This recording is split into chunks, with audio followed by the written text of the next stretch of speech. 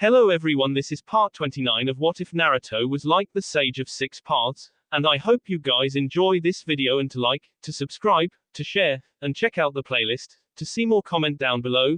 Now let's start the intro. They call me a god. They call me a god. They call me a god. Join my membership, the perks are great. It's in the description. So tell me again why the hell we're looking for this broad again. Naruto sighed for what seemed like the umpteenth time that day as their motley group slowly walked down the wide, barren path that led across High no Kuni and acted as the main trade route for the east and west countries. In that same vein, it was the most protected road, quite possibly on the entire continent, and every mile or so they would come across a small stationing of either the daimyo samurai or a patrolling group of shinobi from Konoha. Naruto wasn't particularly worried though, their little group was barely given a passing glance. Hyugas weren't used for such menial chores, so he had no need to worry about the Byakugan. Naruto already told you Tayuya-san, we are searching for Tsunade because she holds one of the 3 contracts of the Sannin, the slugs to be more accurate. Naruto nodded absently from his position at the head of the group, glad for Haku's explanation. He wasn't sure if he could take explaining it to the irate redhead again. Yeah, I get that, but why the hell are we looking for her? The former Oto Kanoiki really stressed the why, as she lightly glared at Haku. The girl had been a very unique addition to the group. Even in the 2 weeks she had been with them, she had somehow managed to get under each and every one of their skins. Even the normally unflappable Fu didn't seem to be immune to the girl's naturally abrasive attitude. And I heard the question very clearly, Tayuya-san. Haku's voice became slightly strained as he forced the honorific out through somewhat gritted teeth. Oddly enough, and against what Naruto might have previously thought, it appeared that Haku was the most easily affected by Tayuya's attitude. The two often squabbled as they walked, Tayuya's harsh voice clashing with Haku's normally soft, placating tone. However, Naruto couldn't find it in himself to complain. The past week alone the stoic ice wielder had showed more expression and emotion than he had the entire time traveling in the group. Well, F due to you femboy, you have ears. Although the swearing he most certainly could have done without. Naruto wasn't sheltered by any means. He had heard plenty of swears growing up in Konoha. He just thought there were better ways to deal with frustration or irritation than needlessly vulgar language. So seriously, why the F we going after this Tsunade person? I'm very well acquainted with one of the Sannin, I don't really fancy meeting another. Naruto thought now would be a good time to see in before the argument could escalate any further. Tsunade holds a contract with the slug summons and their realm is one of the few places we know that's in tune with nature. Considering I am unable to summon creatures with a pre-existing contract and an active summoner, we will have to find her to talk with Katsuya-san. Naruto was just glad he had met the leader, and sole member, of the Slug clan once before, otherwise finding Shikotsu Forest would be impossible. What about one of the other Sannin's contracts then? This bee moves around too much. Naruto's eye only twitched slightly at that. To be honest, he didn't think that was a particularly inaccurate description of Tsunade, at least when they first met, but he had a lot of respect for his one-time sensei. Although he had to admit, finding her proved to be far more difficult when he had no idea of even which county the woman and her niece were in. Well, we could always try finding Orochimaru and force him to reveal the location of Ryuchi Cave. The next argument on Tayuya's tongue at that, her expression shifting between irritation and fear. And the only time I have ever met with the third Sannin was in a bathhouse in Ta no Kuni when he was peeping on women. The two girls in the group gained an indignant expression on their faces while Haku just seemed mildly perturbed by the thought of one of the world's strongest shinobi acting so immaturely. So Tsunade it is. Tayuya frowned at that, but it didn't seem like the argument had left her completely. Well, what about one of your summons then? If the F-Sannin's contracts all hold the key to whatever stupid training you're trying to do, then surely one of the others might. Naruto just shrugged at that. Tayuya knew roughly what his abilities were, definitely enough that she knew he was far out of her league. However, that had already been confirmed when he had threatened to engulf that rooftop in a small desert's worth of sand. I suppose one of them could. I suppose you have a list of all the summoning creatures in existence then. Naruto spoke flippantly, but the underlying hint of annoyance was clear and didn't go missed by the volatile redhead. RF off S, I'm just tired of all this aimless walking. We don't even know where this broad is. Naruto just sighed again, something he felt would be a fairly common occurrence traveling with Tayuya. Nobody asked you to come with us, Tayuya-san. And no one here is forcing you to follow. You are very welcome to stay at the next town we come across. Again, Naruto was surprised by the slightly venomous tone Haku used as the Yuki addressed their latest member. However, that finally seemed to take the wind out of Tayuya's sails. It was a poorly kept secret she was traveling with him out of fear of what Orochimaru might do. I still don't get why we didn't stay in Kusa no Kuni for longer. At that, Naruto sighed, but for once in the past 2 weeks it wasn't out of irritation. They hadn't spent nearly the time that he would have liked in the forests of Kusa no Kuni. There had been a strangely high shinobi presence as they wandered the country, and it turned out that the people of Kusa didn't particularly like travelers that didn't seem to have a purpose being there. They had been forced to see their search short or risk being taken for spies. That wouldn't have ended well for anybody. Because we didn't need to cause an incident. Tayuya huffed noisily in what Naruto assumed was supposed to be a discreet gesture. However, discreet didn't really describe Tayuya all that well. Yeah, right, I've seen how powerful you are. You guys could take on some Kusa shinobi no problem. Naruto just rolled his eyes from his position at the front, wondering how somebody like the former Oto Kanoiki had lasted as long as she had in such a normally peaceful and quiet group. It doesn't matter if we could. At that, Naruto raised an eyebrow. Fu rarely became involved in conversations with Tayuya, preferring to ignore the redhead. There are better ways to solve conflict. Again, Tayuya just scoffed, and Naruto suddenly had a vivid flashback to his early days speaking with the Kyuubi. What? Like running away like cowards? Naruto just gave a soft smile as he turned back to the loud girl, surprising her mildly by the disarming expression, of course that only made her put up her guards. No, by choosing to avoid unnecessary violence. Tayuya blinked at the answer, but the shocked expression only lasted a moment before it was replaced by her usual scowl and her arms crossing under her sea. Whatever. Naruto simply allowed a small smirk to cross over his face as he turned back to the path ahead, the group settling into a slightly awkward silence that he would treasure for the moment. Quote. So seriously, you guys have no clue where she is? Naruto just groaned as his head fell forward slightly. Fu lounged lazily against a tree, breathing deeply as she enjoyed the warmth from the fire in front of her. It was a rare moment of peace within the group, mostly because she was alone right now. Naruto was off, doing what Naruto did. She suspected he was talking with his inner tenants or training, but she could be sure. Haku was collecting herbs to try and create a salve he had taken an interest to in the scrolls he constantly read. Tayuya was, well, Fu couldn't honestly bring herself to care what the abrasive redhead was doing. A slight frown etched her features as her thoughts turned towards the latest and obviously unwelcome member of the group. She offered little to the group as a whole, not that she suspected Naruto would ever think of it like that. She had always admired his ability to look beyond the past of others in an attempt to either help or understand them, but for once Fu wished he had just left it alone. To the normally in control Jinchuriki, it was almost inexplicable how easily the redhead managed to get her aggravated. That's why she considered it better for her to simply ignore the girl. However, even that didn't seem to really work. After all, it was increasingly difficult to ignore when the girl lashed out verbally at the group.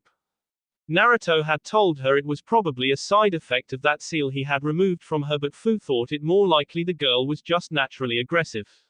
For a moment she wondered just what kind of environment the young teen would have had to grow up in to develop like this. However, she pushed that from her thoughts quickly. Trying to understand people was Naruto's thing. Fu was simply content to follow after her friend and help him where she could. Unfortunately, if that meant putting up with a particularly volatile ex-Oto Kanoiki, then she would. Her ear twitched as she heard the faint sound of lightning somewhere off in the distance. However, she knew for a fact that the sky was perfectly clear. Cracking open an eye, she confirmed that, seeing only a few stars above her in the darkening sky. However, not too soon after, the same chirping sound of lightning graced her ears, forcing her head to turn off in the direction of a seemingly random part of the forest. With a small, unnoticeable sigh, she dragged herself to her feet. The group had been traveling for a while now, and she had been so glad for even this small breather. It didn't take her too long to silently move through the thick trunks of the high no-kuni forest, landing without a whisper on a thick bough of an old oak that seemed almost out of place amongst the smaller coniferous trees surrounding it. A small smile found its way onto her features through as she found Naruto at the center of a clearing wearing a calm but focused expression as the faintest hints of lightning danced around his fingers. In front of him stood an exact replica of himself, however the clone was settled into a different stance, one that made Fu frown as she didn't recognize it. The two blondes burst into action as a single leaf from a nearby tree fell to the ground, the original lunging forward in a low stance with his two-pointed finger outstretched in an attempt to end the fight quickly. However, the clone anticipated the move thanks to their shared vision and rushed forward just as quickly, launching his body up and over the original in a tight flip. Midair, the clone tried to lash out with a series of vicious punches that had Fu widen her eyes in surprise. She had never seen Naruto fight with punches before. What she thought was his main aggressive style, the Kaminari no Mai, relied on lightning-enhanced jabs to neutralize opponents. When the two blonde broke from their scuffle, she tried to analyze the stance more, noticing that when the clone landed, the air around its hands had a slight haze to it, as if the skin itself was giving off far more heat than should have been healthy. This was proved when the clone went back in for another exchange only to be thrown violently by the original. It just managed to twist its body to avoid being dispelled against a tree, but it had to place a hand down to steady itself. When it bounced back off, there was a deep black handprint in the bark that was quietly smoldering from the controlled heat pouring off of the clone's hands. Fu had to blink from incredulity. She had never realized Naruto had such a violent and lethal taijutsu style, although it made sense that she had never seen him use it before. She tore her gaze away from the mesmerizing, almost dance-like fight as she noticed that she wasn't the only observer to the beautiful display. She dropped to the forest silently, right behind an equally enraptured Tayuya. He is very impressive when he trains, isn't he? The redhead nearly jumped out of her skin when Fu's soft voice seeped through the still air right next to her ear. She was whispering out of courtesy to Naruto, though she didn't doubt he knew that they were there with his impressive sensory abilities. Ah, what the F. However, from the harsh whisper Tayuya gave, the redhead had no idea that her hiding was ineffective. She glared at the mint-haired teen before her expression waved and she looked back to where the two Narutos were still sparring. How is he so fast? I can barely keep up with his movements and he's younger than I am. Fu raised an eyebrow at that. Naruto's movements were slightly blurry from his speed, but she had no real trouble watching. Then again, she had plenty of experience sparring and fighting against fast opponents. She also had to be able to see where she was going in her tailed states. Naruto trains very hard for his abilities. Tayuya's eyes narrowed slightly as Fu saw them visibly strain to keep up with the maneuvers the two blondes were going through in an attempt to overwhelm the other. Fu was a little surprised that the fight had gone on this long. It would only take one good jab from the original to pop the clone. The style it was using must be very fierce. I bet it's those eyes of his. Orochimaru was always going on about the unfairness Dujutsu gave bloodline users. Fu's eyes narrowed at the accusation. She knew exactly how hard Naruto had trained and how much he had suffered to get to where he was. You don't know anything. Tayuya turned to the vedette, her features still locked in that ever-present scowl as she glared at the younger girl. Oh really? Well then enlighten me. Fu's normally impassive features twitched as she had to visibly strain not to give a glare of her own. She restrained herself though, not willing to drop to the redhead's level. She knew she was more in control than that. You know nothing about those eyes. You don't even know how Naruto got them, do you? Tayuya continued to simply glare at the girl, not making a motion to respond. She couldn't imagine it would be that bad. They activated when Naruto was forced to watch the people he cared about most in the world become right in front of him. Tayuya blinked at that, for a moment looking as though she regretted saying anything, however her stubborn attitude kicked in a moment later. Well, so what happens to people? You think he's the only one that has suffered? Tayuya was a little taken aback as the calm, expressionless look on Fu's face finally dropped away as the girl openly scowled at her. No, every one of us has suffered in their own way, but you wouldn't care about that, would you? You're only here for protection because you are scared and Naruto was the strongest person you knew that was nearby. Beyond that, you couldn't possibly care less about what kind of person he is. Tayuya quickly got over her shock at the Jinchuriki's 180 in personality as her tone became venomous again. You don't know me, B. You don't understand a thing about me. Fu never backed down though, her face now firmly set in a cold, angry expression that would chill a lesser man. Oh, I understand you. You're the type to latch onto somebody you see as strong because you recognize your own weakness. You hope that by being around them you can become stronger yourself. You're a coward. At this point Tayuya was practically shaking with rage as she took a step forward, getting right in Fu's face. Who the F are you calling a coward, bug girl? At that Fu's eyes narrowed dangerously as her hands slowly tightened into fists by her side. Memories of her time in Takagakure, memories she would rather leave forgotten, welled up in her mind. The cold glares, the indifferent looks, the names and the pain that marked her childhood before Naruto saved her, she relived it all again as she stared at the redhead in front of her. Do not call me that. Her tone was icy and low, the orange of her irises slowly spreading out into the rest of her eyes as the air around her began to shift and bend in a heat haze. Tayuya gained a smirk as she stepped forward again, uncaring of the heat that was beginning to build up around the Jinchuriki. And what are you going to do about it, bug girl? Slowly, the air around Fu began to turn an alarming shade of red as her eyes turned completely orange, almost looking like the compound eyes of an insect. Tayuya's eyes widened though as, without warning, Fu suddenly lunged for her, the red cloak of chakra around her body instantly snapping into focus, a single spindly tail flicking out behind her. The redhead dived back to avoid being decapitated by the burning red claws that had materialized around the vedette's hands. On instinct she reached for the pouch where her flute usually rested, however her hand met nothing but air. With a grimace she remembered it had been neatly bisected in the clash with the Tsunabe, and when this group had taken her away they couldn't have known to try and find it. Right now she was without her main weapon, and without it her genjutsu was severely weaker. She didn't even have her curse seal to fall back on anymore. I told you not to say it. Fu came at her ferociously, not letting up for a moment as she and the chakra cloak moved in tandem in an attempt to catch her. She spun to avoid a piece of shrapnel from a tree Fu had just blown through, only for her eyes to widen in shock as she barely caught a red blur flying through the air at her. All in a moment she felt the wind leave her as a bone-shattering blow caught her in the stomach, instantly sending her reeling through the air. She coughed from her position on the ground, a large dent in the tree behind her showing where she had hit. She looked up at an ominous popping sound to see Fu standing in front of her, cracking her knuckles in a manner eerily reminiscent of Tsunade, not that Tayuya would know that.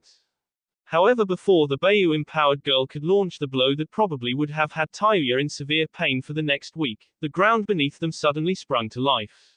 Tayuya was in no condition to resist as sand suddenly enveloped her form, simultaneously capturing her and pulling her out of the way of Fu's punch. Fu was more aware of what was happening, but only in her one-tailed form. She wasn't fast enough to avoid the sand, and it quickly caught her in a similar manner. Should I ask what this was about? Both girls turned, the red chakra bee away from Fu and into the sand, to see Naruto looking at them both, arms crossed over his sea and a distinctly disappointed expression on his face. Tayuya was too in pain to particularly care, but Fu flinched under the unyielding gaze. She knew it was aimed firmly at her, and it almost physically hurt her to see Naruto looking at her that way. Tayuya was lucid enough though that she managed to work her usual scowl onto her face. This doesn't involve us, she cringed as for a moment the sand tightened slightly, reminding her that she probably had at least a cracked rib. Naruto simply gave her a level look as the sand lowered the two back to the ground, short some of their chakra of course. If it is serious enough to cause Fu, the most emotionally stable person I know, to give in to her rage enough that she actively uses her tenant's chakra, then it involves me. I don't want to have the death of a member of this group on her conscience. Tayuya's scowl only deepened at that. She hated the implication that she was weak. You say that like she'd win. Naruto raised an eyebrow almost in amusement as the last of the sand finally drained away into the ground, returning to the elements it had been pulled from. And you think you would win? A genjutsu type without her main method of creating genjutsu against a jinchuriki with no such restrictions and 7 tails worth of potent chakra to draw on. Tayuya just growled something out under her breath as Naruto turned to Fu, making the girl flinch again under that unwavering look. Fu. The girl looked up, having managed to rein in her motions in the time since Naruto had forcefully removed her chakra cloak. Please don't say it, Naruto, I'm sorry, it won't happen again. The blonde looked at her a moment before nodding slowly, dismissing it that easily. All right, I believe you. The green-haired teen quickly nodded to affirm what she said as she got back to her feet, shaking off the dizziness from the sudden lack of chakra. It never ceased to amaze her how powerful Naruto's preta path was. Hey, why the F does she get off scot-free? She attacked me. Naruto turned back to Tayuya, his expression still impassive, however there was a hint of something else in his eyes, a slight coldness. Listen Tayuya, Fu is one of my oldest friends. If she says something I will believe her because that is what trust is. The things I do are and always will be for the people I care about the most, the people precious to me. It is why I fight, why I train and my reason for growing stronger. I could include you in that list. You could grow to become one of my friends, one of the people I care about. His eyes narrowed slightly and Tayuya couldn't break away from that steady, mesmerizing gaze. However, I can only extend the olive branch so far before it slips from my hand. If you stay the way you are, if you continue to antagonize my friends, then I have no qualms leaving you behind. With that shocking statement, Naruto turned and walked back to the camp, the gentle jingle of his shakuju fading out of earshot as the two girls were left on their own. He's serious, you know. Tayuya snapped out of her slight stupor as Fu began to walk away, following after Naruto towards the camp. The redhead was left there on the ground, stewing in her own thoughts as the sun continued to descend below the horizon. After a good 10 minutes she finally stood up and without a word began making her way back towards the flickering lights of the camp, her mind still a mess of thoughts that she was struggling to process. The wind whistled softly as the small group of teens made their way along a much smaller dirt path than before. They were very out of the way from most civilized areas, the nearest town being almost 3 miles away in the direction they were walking away from. Their last tip as to the whereabouts of Tsunade placed her in Cha no Kuni, southeast of Hai no Kuni. Apparently there was a large gathering there in the capital for an annual gambling tournament, one of the largest on the continent. Considering they had no other leads and Naruto didn't want to instigate Tsunade's wrath by summoning her, it was their best bet currently. Naruto raised an eyebrow as he continued to read the small green book in his hand. They hadn't been idle as they traveled. In every town large enough to have a library they donated a few days trying to gather any information they could on nature, chakra and senjutsu, mostly coming up empty. However, in the last town they had passed through, a small and cozy place straddling the border between the two nations, Naruto had come across an interesting book one of his clones had spotted. What is it? Fu was walking along next to him, having had to look up from the book that she was reading, a very dry script regarding chakra that had yet to provide any new or even useful information. There's a story in here about the Shodai Hokage. The town, aptly named Mokuzaichu, he had gotten the book from had apparently at one time been a trading post that the Senju clan used often during the warring clans period and weren't ashamed of abusing that fact to draw in tourists. And Fu had a right to be skeptical. Mokuzaichu was full of vendors spouting exaggerated and fantastical stories about the Senju and the Paragon Hashirama Senju. Everything about them had to be taken with a grain of salt. This book says that in battle the Shodai would sometimes don red markings about his face while his eyes turned a most brilliant golden, his abilities becoming not in the realm of humanity, but in that of Kami himself. He looked up, checking the expression of his companions. Sure enough, they seemed to be thinking the new information over. So what? He sometimes liked to put on war paint. It wasn't unheard of from that time. Naruto nodded at the statement, still a little surprised that something so inoffensive had come from Tayuya. Ever since her talking to a few weeks ago she had become very withdrawn, rarely speaking to the rest of the group and trailing behind him as they walked.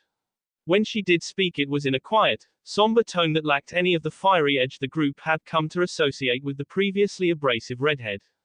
But remember what Haku found in that monastery's library, about the energy of nature changing the color of the iris. Naruto nodded again at Fu's counter-argument. With Tayuya not starting any arguments lately the group had gone back to some semblance of normality. Okay, but I didn't know the Shodai had any summons. You'd think something like that would be common knowledge. Naruto frowned as Haku finally waded in on the conversation, bringing up a good point. It would be, but he didn't. During that time the use of summons was rare and among the largest and most powerful clans like the Senju and the Uchiha it was seen as a weakness to rely on the help of those outside the bloodline. At that everybody in the group seemed surprised as they all came to the same conclusion. That means the Shodai Hokage might have had a way to manipulate nature chakra without a summoning contract. The group paused as they mulled that over. The ramifications seemed good for them. Perhaps they wouldn't have to find Sunit after all.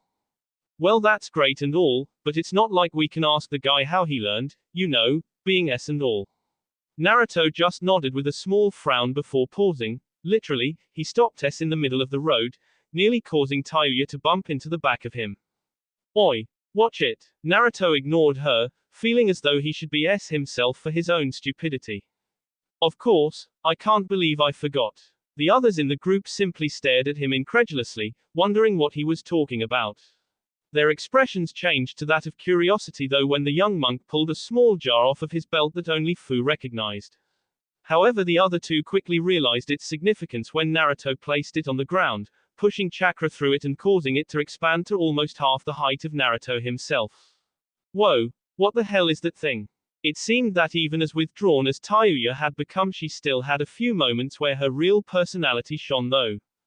It's the Kohaku no Johei, an artifact from the time of the original sage.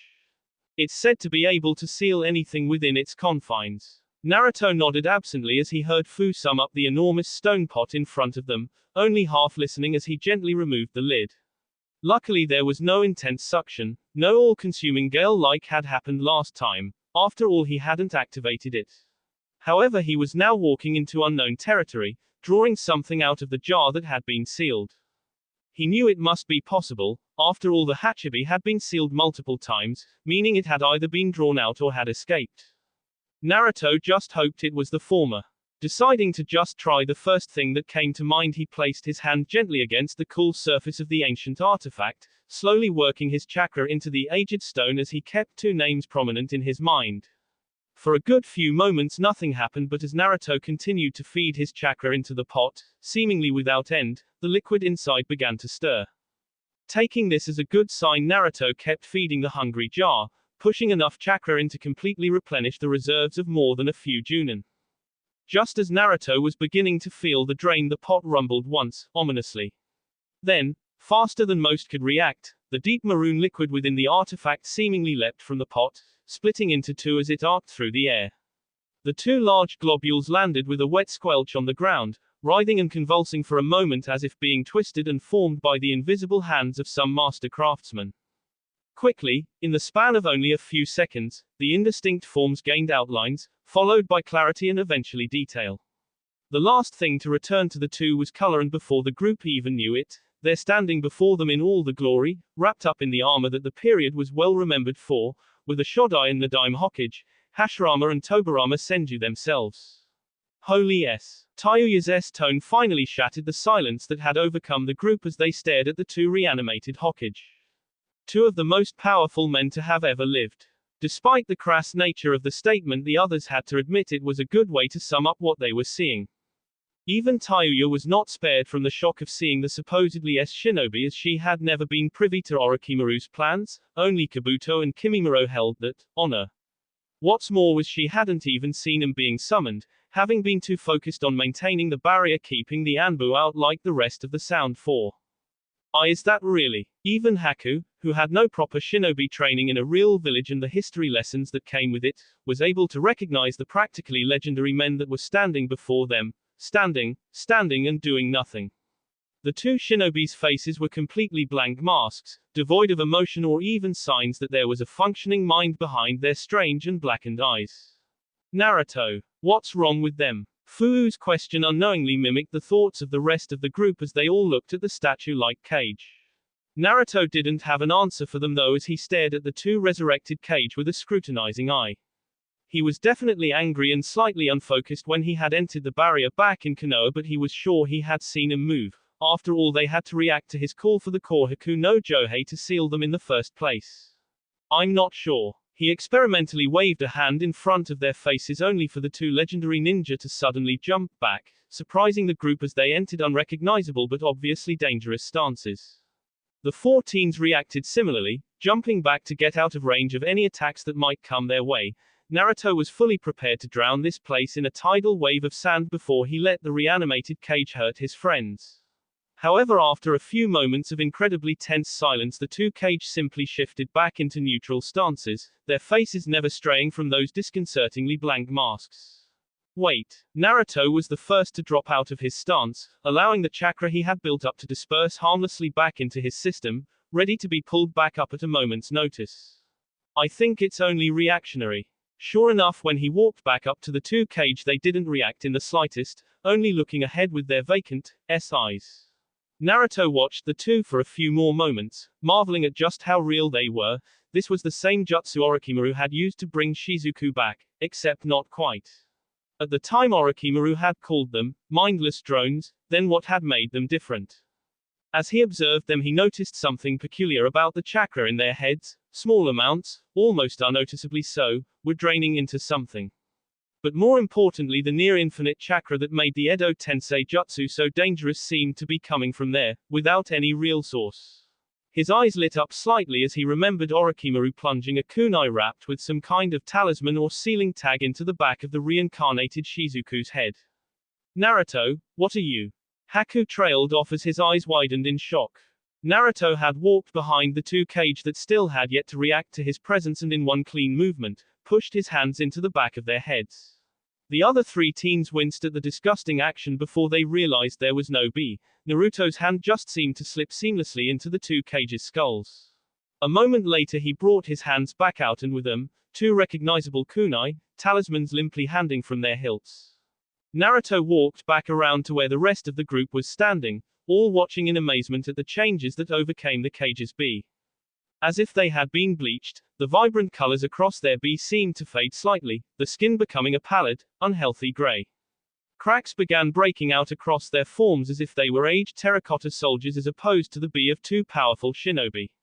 Finally their eyes seemed to brighten slightly as the spark of consciousness was relit as the Edo Tensei's hold over them was broken. Wow, you know, when I agreed to you developing this jutsu Tobirama, I didn't think you would make it so uncomfortable. The Shodai cracked his end slowly as he shrugged his shoulder, like a man pulling the kinks out after staying still for too long, which Naruto supposed was somewhat true. Yes, but when I developed this jutsu, and subsequently named it a kinjutsu, I never thought we would be on the receiving end of it. In comparison to the surprisingly jovial and upbeat tone of the Shodai, the Nadaime spoke with a cool and collected tone that reminded Naruto a lot of Fu. Yeah, well, I told you it was a bad idea and you never listened. I bet this is karma or something. Naruto raised an eyebrow as the cage continued to converse, apparently not noticing or not caring that they were not alone. We were in a war, Hashirama. You always were too soft to do what was necessary, always taking the mediating position. The Shodai just laughed off the rather cold tone of his brother and the chronologically younger man on the back, much to the man's apparent chagrin. Oh come now, you know, if it wasn't for me we would have been embroiled in all that pointless fighting for the rest of our lives. The Nadaime didn't seem to acknowledge that as he looked around at their surroundings, finally noticing, or at least acknowledging, the teen's existence. Naruto couldn't help but notice that while the Shodai seemed relaxed and comfortable, the Nadaime was more stiff, tensed and ready to react to anything. He guessed that was the difference between S during peace times and S in the middle of a war. Enough, we've had this conversation many times before and we are in the company of others. It would be best if not everybody knew you were a childish simpleton in life. Naruto blinked at the rather callous description of the Shodai from his brother, although there was an underlying hint of affection in the harsh words. However, to his continued shock, Hashirama Senju pouted from his brother's words, actually pouted. Mu, you were always so much like father, Tobirama. The Shodai turned to look at the group of teens, a warm and disarming smile crossing his features. Naruto had heard and read the legends of course, but nothing quite prepared him for the sheer charisma the first ever cage practically exuded. Hello there, young ones. It is a shame that we should meet under such extenuating circumstances, but I suppose I should be thanking you. He looked specifically at Naruto as the Nadaime see-in, also looking at Naruto but with a far more critical eye. Yes, had you not come and sealed our B in the Kohaku no Johei, I fear we might have young Saru. ... He coughed, seemingly a little annoyed at his slight slip-up. ... Hiruzen. He stared at Naruto appraisingly for a moment before his eyes drifted to the enormous pot to the side. Truly Konoha has changed quite a bit if we have come into the possession of one of the sage's artifacts. However, as his eye continued to roam the area and the rest of the teens, it quirked up in intrigue. However, it seems we are not in Konoha, or even Hai no Kuni anymore. Unless the lands have truly changed that much since our era. He leveled a questioning look at Naruto again, taking in everything of the young blonde. You do not bear a Konoha headband, and I specifically remember making those mandatory for wear during my time, so you are not a shinobi. You bear the robes and marking of a fire temple monk, yet you do not stand as they would, so you are not fully trained in their ways. You wear what I believe is the old Hittite 8 of the Nadeshiko tribe, but neither of the girls here bear their headband. So you have traveled extensively. You are on your pilgrimage, are you not? Yet you aided in the invasion of Konoha, meaning you bear some ties to the village. The deceased Hokage looked down a moment before coming back up and catching Naruto in the eyes. So you are a runaway. Naruto was stunned, amazed at how quickly and thoroughly the Nadaime had broken him down on appearance alone. However, it didn't appear as though he was done. You are too young to have deserted as a genin, and you lack any of the trappings of a shinobi, so it was before you were an academy student.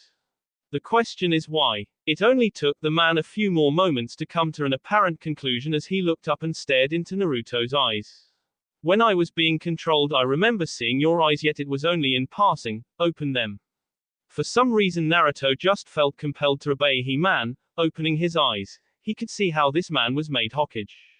Interesting. However, for all his knowledge and shrewdness, that was all he said over the revelation of Naruto's eyes. The blonde was under no illusion the man didn't know they were the Rinnegan. Ooh, do me next. Tayuya actually looked uncharacteristically excited as the Nadaime turned to look at the redhead, giving her a quick once-over before snorting. Too easy. He dismissed her with a casual flick of his wrist as he turned his attention back to Naruto, leaving the former Otokonoiki in a shocked silence. What dojutsu is that? I don't recognize it. Naruto turned away from Tayuya's shocked expression to find the Shodai uncomfortably close to him, peering into the boy's eyes. He backed off as the Hokage pouted again, once again shattering any of Naruto's preconceptions about the man. You fool, that is the Rinnegan.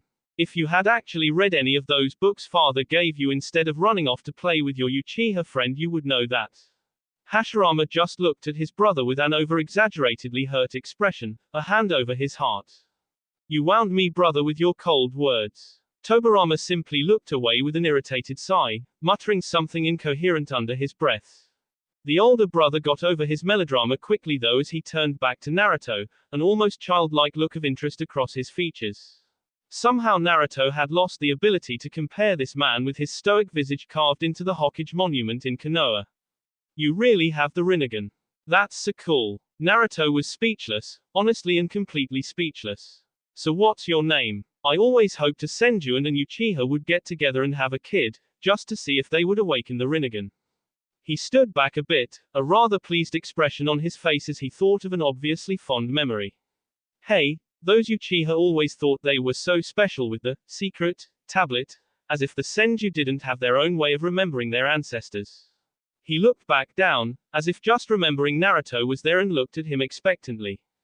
Ah, Naruto Uzumaki Shodai-sama. The Senju paragon merely waved him off with a slightly irritated expression. Please, don't bother with the honorific, I always disliked all that dry political stuff. From the side the man's brother placed his fingers around the bridge of his nose as he looked up. And yet you managed to form an alliance between the two arguably most powerful shinobi clans on the continent to form the first hidden shinobi village. Hashirama just turned to his brother and gave him a brilliant smile, once again showing off that incredible charisma of his. I'm just that good. He turned back to the blonde just in time to miss his brother face palming violently. The Nadaime thought he had seen the last of this when his brother had s. So Naruto-kun, you have the Rinnegan. The semi-question was left hanging in the air as the two stared at one another, an awkward silence settling over everybody. Yeah, really? At this point Naruto was struggling to get over his shock at having his prior images of the Shodai irrevocably torn apart. At least the Nadaime seemed true to the history books. That's very cool. Naruto just nodded again as the awkward silence fell again until Tobirama finally broke it, coughing into his hand. Well, as enlightening as that was, my brother and I should really go ahead and return to where we are supposed to be. Our spirits are not supposed to be in this realm of existence. This finally snapped Naruto out of his shocked stupor as he quickly held up his hand, pausing the Nadaime who had been about to launch into hand seals, most likely deactivating the Edo Tensei. It would make sense that the jutsu's creator would know how to cancel its effects, especially for somebody with the foresight of Tobirama Senju's capacity. Wait Hokage-sama, I actually wanted to ask you something. The silver-haired Kage paused before lowering his hands slowly. Very well speak, after all what good is wisdom if it cannot be passed down to the next generation? Naruto smiled at that. It sounded very much like something his Shushu, or even the Sandaime would say, unsurprising considering this man was the third sensei. Actually Nadaime-san, I wanted to ask your brother something. It felt strange asking the brother of the, arguably, most powerful man to live since the original sage himself, permission to speak to said man. However Tobirama simply quirked an eyebrow before nodding once stoically, allowing Naruto to turn to Hashirama who was observing him curiously and with just a hint of amusement. Is it true that you have mastered nature chakra? The question seemed to catch both Senju off guard as they looked at the young boy incredulously. Wow, that's not something I would have thought would enter the history books. I thought for sure only my clan and my wife knew about. It was supposed to be secret after all. He looked at Naruto for a moment and just for the briefest of seconds Naruto saw the same scrutinizing glint that the Nadaime constantly wore enter his eye. It somewhat reaffirmed his faith in the man's capacity as a Hokage. You said your name was Uzumaki, correct? Perhaps you are related to Mito in some way. Even Tobirama seemed to take interest in this. After all he was a Senju and despite his cold exterior family was just as important to him as it was to his brother. I'm sorry Shodai-san, I'm an orphan, I never knew my parents. A hint of sadness entered into Hashirama's eye at that and Naruto was once again taken aback. It was so genuine and real, he found it hard to believe the man could so easily empathize with somebody he barely knew. I apologize then, me and my brother know the pain of not knowing our mother, however you Uzumaki always did treasure family to the utmost. I suppose you still had the support of your clan though. Even if the relation to Mito is not direct there are still ties and we Senju always remember our allies. Naruto nodded slowly, that much survived in the books at least. After all the bonds between the Senju and Uzumaki were shown on every Konoha flak jacket that proudly bore the Uzumaki spiral. No, the Uzumaki clan was wiped out some time ago. Azushio was destroyed in the Second Shinobi War. Hashirama blinked at that before his face took a downwards turn, looking to the ground as he genuinely mourned the passing of the Senju's greatest ally and friends, even during the warring period. Even Tobirama had a slightly mournful look pass over his features for a brief moment, however it passed and he looked up again. Second Shinobi War you say? I had hoped that the elemental nations would see the folly of such large-scale conflict after the first one ended. Hashirama on the other hand just seemed completely confused. He had passed away before even the first war had broken out after all. There was war. I had hoped the Beiyu acting as deterrent would prevent such a thing. That was another thing Naruto took issue with after getting to know said Beiyu, however he had no chance to speak as Tobirama turned to his brother. Not just war, a conflict between every great nation, worse than the warring clans period. Hashirama seemed very disturbed by that. His whole life had been worked into the pursuit of peace and to know that had been dashed after his death was saddening. This was the fault of your foolishness, brother. Instead of a deterrent you simply gave the other nations a weapon to use against us. Instead of handing out such power you should have held it, used it to unify the land. That would have seen us the peace you convinced me was real when we were young. Apparently Hashirama didn't have a counter for that as he stared at the ground forlornly before finally looking back up at Naruto. You say there were two such wars after my passing. Naruto just shook his head slowly, unsure of what to say though, even in the brief time knowing this legendary man he had come to actually like him, he was just a very empathetic and likable person. However it seemed Fu decided to end his moral quandary for him as her stark, steady voice seen. There were 3 wars, each worse than the last as the major nations fought over such frivolous things as money and land, tearing apart the smaller nations that became their battlegrounds. Hashirama sighed at that. It was precisely what he had hoped to avoid when he handed out the Beiyu to the other Kage. However the Nadaime seemed to take an interest in Fu, apparently sensing a kindred spirit in her calm, collected tone and calculating gaze. You are from Takagakure, correct? If Fu was surprised about the quick deduction she didn't show it. After all Naruto had told her Kakashi had been able to tell as much from her fighting style and her appearance. She suspected the far shrewder and more observant Nadime would easily be able to come to the same conclusion from whatever tells on her person gave it away, so she simply nodded once. The Nadime had to suppress a small smirk seeing that, so like he was at that age. Why are you traveling with a Konoha defect, a Yuki who is a long way from home, and a Tsuchi no Kuni native who you clearly hold ill will towards? Again Fu made no signs of being surprised even when Haku and Tayuya let out little gasps of shock. Naruto just seemed a little indignant he was now the Konoha defect. Because they are my friends. Another smirk pulled at the edges of the Nadime's mouth, obviously satisfied with the answer. Then it is good to see that the will of fire burns even so far from the tree itself. He turned back to Naruto, ignoring his brother who seemed to be deep in thought about all the revelations he had received. You said you wanted to know about my brother's abilities with nature chakra. The art of senjutsu, correct? Naruto quickly nodded, wondering how they had gotten so off topic from this. What exactly is it you wish to know? It felt strange talking about the man when he was only a few feet away, but when the two were together it seemed Tobirama was the dominant brother, the older, but less mature Senju taking a back seat. It was a wonder Hashirama had become Hokage instead of Tobirama. Then again at the time only Madara Uchiha could actually hope to match his power. Where did he learn to harness nature chakra? Without a summoning contract I am unable to ask one of the animal clans known for it, and I do not know which summons would know enough to summon him anyway. It is why I am currently looking for Tsunade of the Sannin as she holds the slug contract. At the mention of her name Hashirama finally seemed to break from his stupor, looking up at Naruto with a sparkle of excitement in his eye. Little Tsunade-chan. Naruto blinked as he remembered these were Tsunade's great-grandfather and granduncle he was talking to. Although he had to suppress a small smirk at her being called that way, the blonde Sannin certainly wouldn't have appreciated it. Yes, although she isn't so little anymore. Hashirama just nodded absently with a lilting smile on his face, good memories filling his head and replacing his previously dour thoughts. I had always wondered how she might turn out. I always did spoil her too much, even taught her how to gamble myself. He seemed oddly proud of that fact while the three teens' sweat dropped. I bet she inherited my legendary good luck. It always ran in our family after all. Naruto just nodded with a small look of incredulity. It would appear the Senju luck had dried out before it could make it to Tsunade, but he didn't comment on that. Luckily he was saved as Tobirama coughed into his hand, snapping his brother out of his pleasant memories. Oh right, you wanted to know about where I mastered Senjutsu, right? Naruto just nodded, a little thankful that the tangents seemed to be over for now. It was a small glade deep in the forests of Hai no Kuni. It had been sacred and special to the Senju clan for hundreds of years before even my time. The place was practically saturated with nature chakra. It was perfect for the training in senjutsu. Naruto smiled at that. The place did seem absolutely perfect, especially, wait. Did you say was? Hashirama just nodded sadly while to the side his brother frowned. In fact it was actually more of a scowl. The glade no longer exists. It was burned down during a raid on the nearby Senju hideout. At that Tobirama's scowl deepened.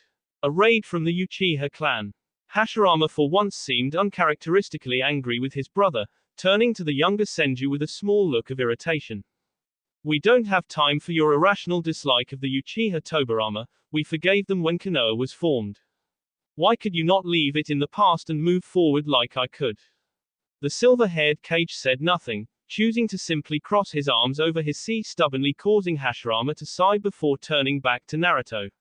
Like I said, young one, the place where I trained no longer exists, and I'm sure the rest of the Hai no Kuni forests are far too saturated in my own Mokuton chakra to be of any use. However, I can offer you some advice. Naruto perked up at that. It wasn't every day you received advice from a Kage, never mind one that is supposed to be S. To master senjutsu you must have both large chakra reserves to properly balance the nature chakra with. At that Tobirama gently knelt down, touching the ground with two outstretched fingers before looking back up at the group.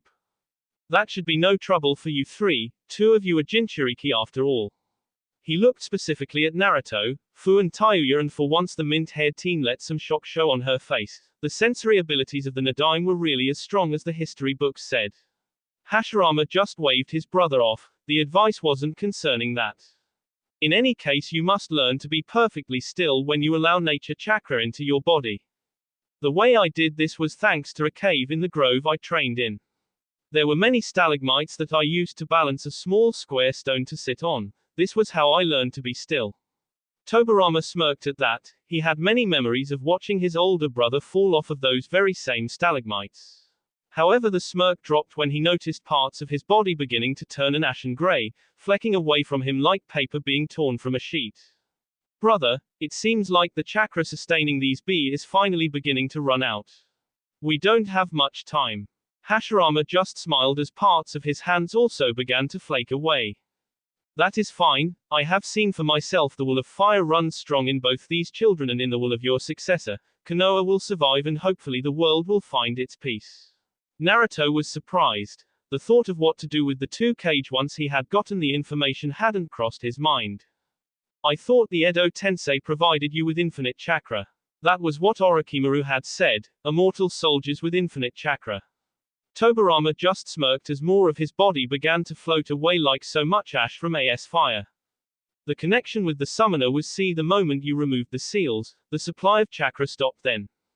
The silver-haired cage turned to Fu as the entirety of his left arm crumbled away, his entire body having taken on an ashen, pale hue. You, Taki girl, I feel you will be strong in the future, continue to grow stronger for the right reasons and carry on my will. Fu seemed a little surprised at being addressed by the famous man, but didn't even have time to nod before the rest of his body vanished in a swirl of ash and dust, that confident smirk never once leaving his face. Hashirama passed a few moments later after giving the assembled teens a warm smile, his last words floating in the breeze. Tell Tsunade-chan that I love her. And with that, two of the most powerful men to have ever lived were gone once again, their souls returning to the pure world once again. Well, one again. Naruto thought that Tayuya's crass statement summed up the whole situation rather nicely. Naruto sighed contentedly as the gentle sounds of his own footsteps echoed quietly through the hallways of his seal. This place had been a horrible mess after the Gobi had been sealed into him against his will, but it had mostly cleared up since then. His recovery with Fu's help had worked towards that effort. In the past few weeks of traveling he had plenty of opportunities to visit his tenants, something Shukaku had appreciated greatly. However, today he walked into the enormous room that contained his tenants only to come across one large barred door. He had discovered that he could talk with each of his tenants separately should he so choose a few weeks ago, not that he had ever really felt the need to. He supposed it would be nice to talk with Matatabi, the most helpful of the Bayou, without the QB glaring at him from across the room. It often made her less cooperative with that unspoken threat hanging over them. Then again, that would only work to undo all the effort Naruto had put into slowly gaining the Great Fox's tenuous trust, what little of it he could anyway. So you have singled me out, should I feel honored, oh great sage? Naruto sighed with a small, humid smirk passing over his lips as he took his usual seat at the center of the enormous room. The QB shifted from within the shadows of his cell, getting up and slinking closer to the bars before lying back down, head rested comfortably on his paws as he left one giant eye open to gaze steadily at the blonde. In the absence of any real malice, the QB had taken to passive-aggressively shooting Naruto with snide or sarcastic barbs, managing to make them sound malicious anyway with his deep, rumbling voice. I simply wanted to talk with you. The QB made no outward motion that he cared in the least, even if he was glad that he didn't have the clamorous voices of his fellow Bayou making his ears twitch in annoyance. Then talk, ninja, and be gone. Naruto just nodded. It was nice having the QB at least tolerate his presence. A year ago and he wouldn't have even had that much. I wanted to know about the sage. At that the QB's long, almost rabbit-like ear twitched ever so slightly, not that Naruto's eyes missed a thing. Have we not had this conversation before, ninja?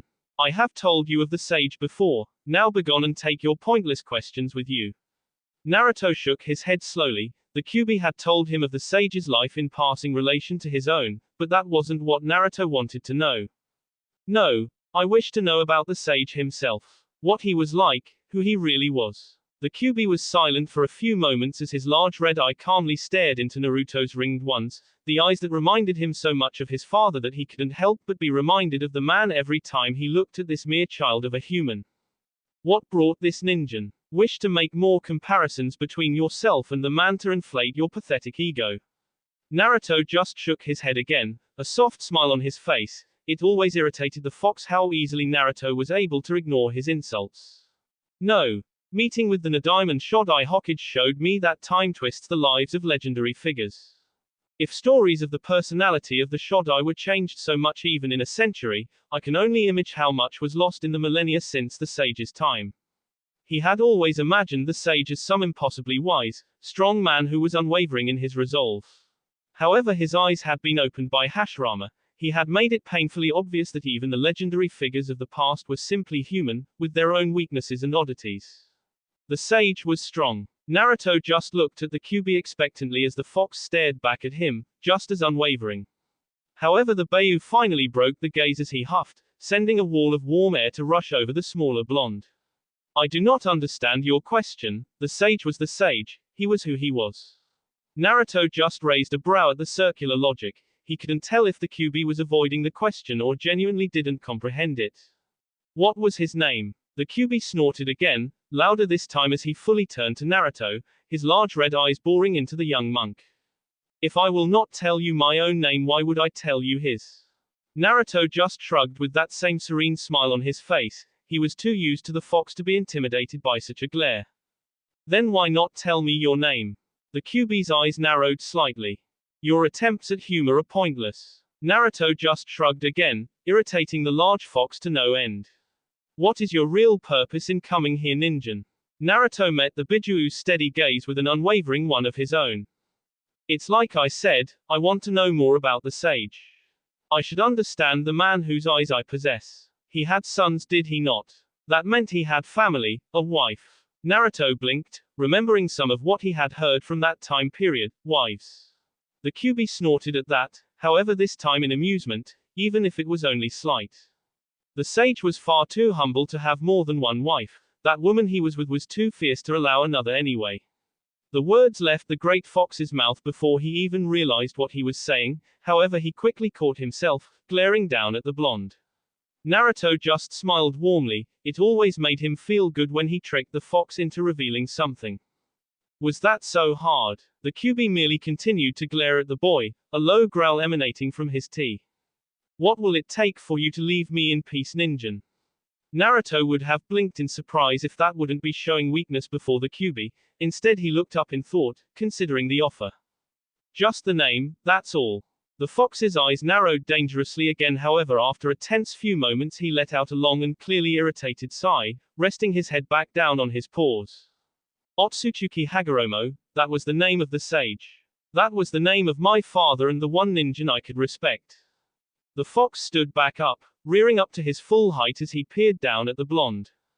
Naruto could have sworn the Kyuubi kept getting bigger every time he came into the seal. Now leave. Naruto was tempted to press his luck a little further, but in the end he decided against it, slowly fading from sight as he returned to consciousness. The Kyuubi simply stared at the spot the blonde had been in for a few more moments before slinking off back into the darkness, wondering what questions Naruto would bring with him next time. That will be all for this video. Be sure to like, subscribe, share, and comment down below for more videos. Goodbye.